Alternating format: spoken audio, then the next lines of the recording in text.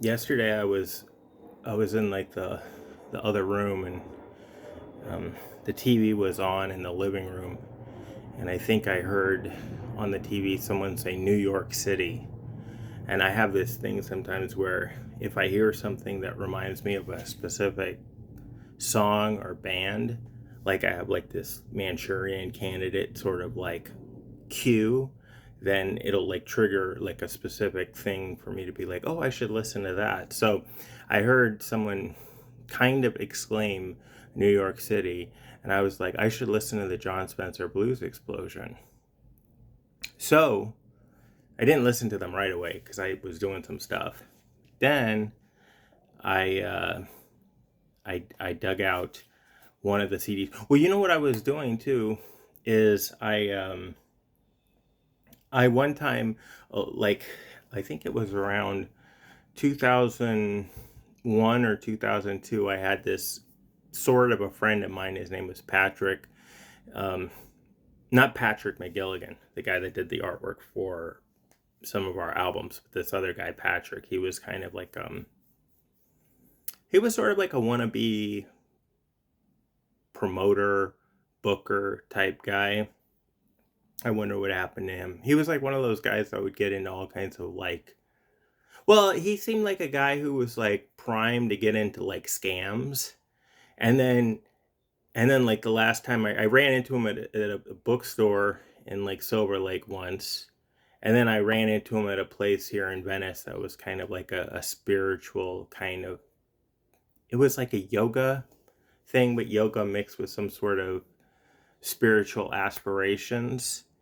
And he seemed like the sort of guy who was like primed for that kind of thing. But the reason I bring him up anyway, so one time I remember it was like I told him, because I would be into like whatever sorts of like esoteric music I wanted to pursue. It was probably like 2001, 2002, and I mentioned the fact that Pussy Galore had recorded a whole album's worth of, they'd done their a cover by cover version of this Rolling Stones Exile on Main Street.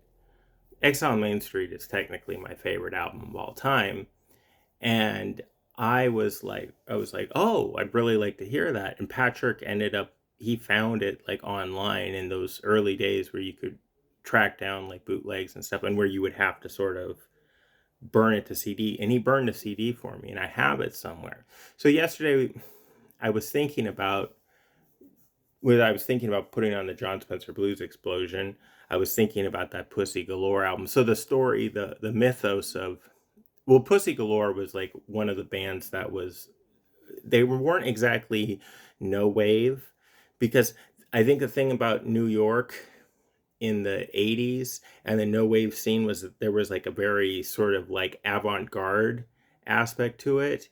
And the what Pussy Galore was doing, and there was some other bands that kind of got lumped in with them, like Killdozer and things like that. What they were doing was not as, it was, I guess in some respects it could be considered avant-garde, but it didn't have like the artistic pretensions that a lot of the no wave stuff had. It was more to sort of be confrontational and aggressive for the sake of confrontation and aggressive. And in that respect, it coincides with what a lot of people call like the AMREP bands, which I don't exactly know what the AMREP bands are, but I know that like Jesus Lizard, Scratch Acid, and Shellac, and the Cows, things like that. I have some stuff. I'll probably go into. I have some of that stuff on vinyl, and I'll go into that in another video. But Pussy Galore was a New York kind of like trashy, confrontational band, and they heard a rumor that Sonic Youth, who would kind of be sort of their rivals, Sonic Youth would have been kind of the Beatles to Pussy Galore Stones. And as far as like critical acclaim too, because people always, at least critically, always assume that there was some really highbrow stuff going on with Sonic Youth, whereas with Pussy Galore, they wouldn't have thought that. There was this rumor that Sonic Youth had covered the White Album by the Beatles. And so Pussy Galore heard this rumor, and then they went and recorded a cassette-only version of Exile on Main Street. I'm going to say either 83 or 86. So what Patrick got me on CD, he burned for me on CD, and I have it somewhere still, but I didn't bother trying to find it for this video because it just has written on there, was that. But last night searching, I found that there is a version of that, of Pussy Galore's Exile on Main Street, that's called the unmixed version. And why that's interesting for me is that basically what they did is they did record Exile on Main Street all the way through in their thrashy garage punk rock sort of style. Then they went and did all these crazy things because Einstürzende Neubauten is some influence on them. So they went and did all these sort of like kind of avant-garde noisy things to sort of ruin certain songs. Ruin, because that's what it's supposed to be, right? But if you listen to this unmixed thing, and I was only able to find it on YouTube, it's them just running through the album. And it's really cool. It's exactly what I hoped it would be like 25 years ago. So I was really excited to find that. When I started working at Penny Lane in the late 90s, like Jon Spencer Blues Explosion were on the cusp of releasing what seemed to be their breakthrough album, which was Acme. Everybody was ecstatic about Acme. And it was as groundbreaking an album as Beck's Odelay. There's a lot of affinities between what sort of Beck was doing at that time, combining electronic stuff, sampling, drum machines and things like that, with what Jon Spencer was doing, or the Jon Spencer Blues Explosion was doing. What was funny also is that the guy that ran Penny Lane in Westwood, his name was Mark. He was a cool guy, and Mark looked just like Jon Spencer, which was really remarkable. He could be mistaken for Jon Spencer.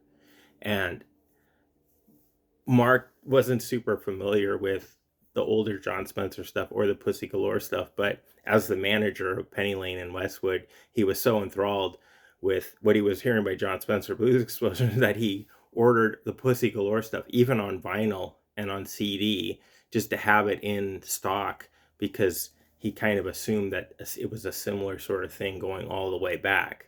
Now, he didn't have the Exile on Main Street thing, because that's a really difficult thing to find. And like I said, the unmixed version, which I just discovered last night, that's only on YouTube. But I recommend everyone check it out. But I always would joke, or I'd give Mark a hard time and be like, you really thought like you loved Acme, so you wanted to order Dial M for Motherfucker, thinking it was the same thing. It's not. That a lot of that Pussy Galore stuff, it's very noisy, it's very confrontational, it's very aggressive. It's not like an easy listen. And the only Pussy Galore album I bought was this one they did right before they broke up. It was called like La Musica en Rock, and it was like their sort of takeoff on like Spanish cassette versions of American music when it's made, like reproducing cassettes in Mexico. And that album seems to have like a really strong presence. Neil Michael Haggerty, who I think it was in Royal Tricks at the same time, he and Jon Spencer, there was a lot of them working together on that album, and I like that album. And I also really like that unmixed version of Exile on Main Street that I just discovered last night. So I heard someone on TV say New York City, and I was like, well, I went and got my copy of Orange, and I put it on disc one. I've had like multiple copies. I used to have this album that they had. It was called like in a crypt style, and I sold it at some, because I sell stuff, and it was basically a version of the very first album, but on some other label. They probably had different labels release versions of the first album. I don't think the first album is that great, but and I had that, and it was called In a Crip Style. I don't have it anymore. I sold it. For me, John Spencer Blues Explosion really starts with Orange. Bell Bottoms, I think if you put on Bell Bottoms, you'll be just blown away by how great that is. The song where he says New York City, I was listening to it last night. I'm trying to remember which one it is, but he does it. It's so funny. New York, back in New York City. Is it Deborah? You know what's funny is Deborah or Brenda. Brenda is their song. Deborah is Beck's song on Midnight Vultures. So Orange. This is an album that would kind of get you in trouble if you put it on the record store, because it's a good album. It's consciously not as commercial, but it does have some really great songs. It has this song in the middle of it. It's called like "Fuck Shit Up," and that's the song where it's just constantly saying "fuck shit up." So if you have that on in the record store, you'll get like maybe a supervisor or manager being like, "Hey, what are you doing? Turn this off," because there's too much profanity. It's like a little too much, you know. But Now I Got Worry is good, and I'm gonna say these are both like 4-star albums. They both have plenty of really great tunes that make up for little moments where the album kind of drags a little bit.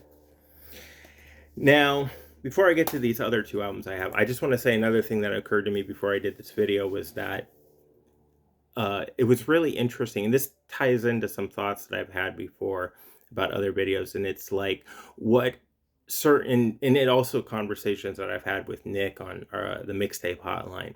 It's like certain things that artists do to provoke and be controversial. So John Spencer, naming his band after Pussy Galore, the John Spencer Blues Explosion, he probably thought it was like a cool name, and he probably thought he was going to be sort of incorporating some blues. Now, there was a whole storm of like criticism. I don't know if it's media criticism, because it's just coming from people like Pitchfork and Magnet and maybe Under the Radar and things like that are basically saying this is appropriation.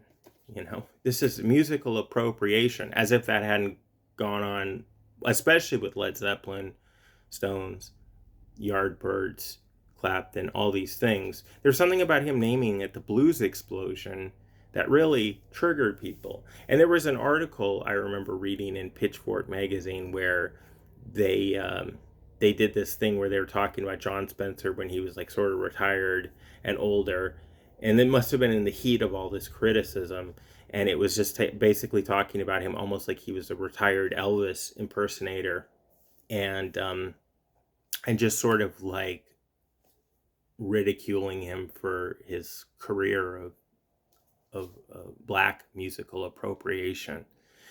And now his name escapes me. The guy from Lou Barlow from Sebadoh, he named his side project Folk Implosion as sort of, that actually is a clever sort of dig at John Spencer and the Blues Explosion. Also, supposedly on, if you get, I do like a certain amount of Sebadoh, but you hear that song Gimme Indie Rock, supposedly the person that yells out feeble before they start playing it is John Spencer. I think it's a live take. So that I thought was kind of a clever sort of dig, whereas a lot of the stuff that was sort of attacking John Spencer, it was kind of like, it was getting him the attention he sort of needed, but then it's also such like a strangely, like, it's such a strange criticism to make. Whereas when you think of all the people that are getting criticized now, or to whatever extent, like Geese, I hate bringing up Geese, but like Nick sent me a video of the dude singing the New Radical song, and I was paying attention. I'm like, oh yeah, like his singing is like weird. I'm not gonna even say it's bad. It's just like weird or whatever. Okay, I get it. Like he's doing something that's just kind of weird, and that's getting people's attention. And it's kind of weird that I was thinking like, so this whole like musical appropriation thing, it kind of was a necessary evil for John Spencer to get some attention. But I don't know, it kind of irritates me that people that that artists and musicians have to do that they have to have some sort of controversy about what they're doing in order to get people's attention. And it might have been a little bit before this. I think it was a little bit, but this is the album that sort of topped that. It surmounted that sort of criticism. It's Acme, and Acme is all the way through like an excellent album. And it's got like his best songs. This is an album that, like, this is like, in that stupid High Fidelity movie where people are like, watch, I'm gonna sell like or John Cusack's character's like, watch, I'm gonna sell a bunch of copies of the Beta Band's 3 EPs album or CD or whatever, and he puts it on, and you hear Inner Meet Me or whatever, and you're like, oh, this is really good, you're gonna buy it. The whole Beta Band CD is not that good, but this is one of those types of things. You could put this on and you could probably, in a record store, you could probably sell a lot of copies of it in like 99, 2000 or whatever. And it really did. I saw them, I think, on this tour with Mike. I'm gonna go see Emperor with Mike Katz, my old bass player, tonight, but I saw John Spencer Blues Explosion twice. I saw him on this tour, I think, with Mike. I think I saw him a second time with Mike too, and I saw him on this tour, Plastic Fang. This is an excellent album too. I have another one. It's their last one. I didn't think to grab it because these are really the ones that I listen to the most. So Acme, that's a 5-star album right there. And also this one they had like there's the video for Talk About the Blues. It's got Winona Ryder playing John Spencer in the video. This is the apex, right? This is the zenith of the John Spencer Blues Explosion. Although, if you watch the video for Bell Bottoms and you hear it, you're like, well, these guys were on fire here. But it's a really good 4-album run, man. And I just wanted to talk about it because it brought back some record store memories. It brought back some ideas about music criticism that arise in relation to different bands. And it's not black metal, so my brother can watch this and he can comment and not argue with me. But yeah, man. Blues Explosion, Orange, great. Now I Got Worry. That's such a great title for an album, dude. I have worry all the time. Acme. It just, all the stars align for this for them. And Plastic Fang, it's just as good as Acme. It's a little bit more unhinged, rock, raw, but it's great. And then, if you can check out that Pussy Galore's Exile on Main Street unmixed version. If you see a copy, I would pick it up. But you probably can only listen to it on YouTube. But I think that's just really fun. If you're into the Stones, you're into Pussy Galore, John Spencer Blues Explosion, or you like just really like noisy garage rock covers of Stone songs, but that are not as deranged as the ones that made it onto the official cassette release. So that's it. Too long of a video as always, but I'm going to go see Emperor tonight. If you like, then subscribe, listen to the Happy Casualties, listen to some John Spencer Blues Explosion, take you back to the record store days. I'll talk to you later.